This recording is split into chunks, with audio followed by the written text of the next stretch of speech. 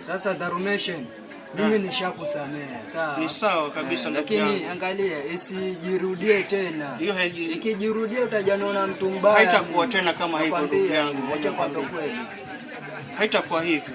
Naomba unielewe. Pia mimi shetani alinipitia na ni bahati mbaya tu kulingana na ule ushirikiano karibu nikajipata nime nini, lakini nakuomba nisamehe, niko chini ya miguu yako yani. Ni sawa, lakini angalia mimi nilishakusamehe. Hata nikaenda studio napata na chemsha kimuziki kwa sababu nimekorogeka kwa sababu ya vile nimefanya nakuta sikopoa yani, kwa sababu hiyo ilikuwa nikuombe msamaha tu angalau niwe na imani. Haina noma, unajua maneno mengi ni ugonjwa.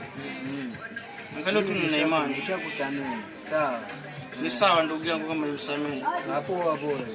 Ni sawa, nashukuru pia. Hapo mimi acha nijitoe maskani. Sawa, mimi bado kwa hapo na subiri wengine waje tuone kama tutafanyaje.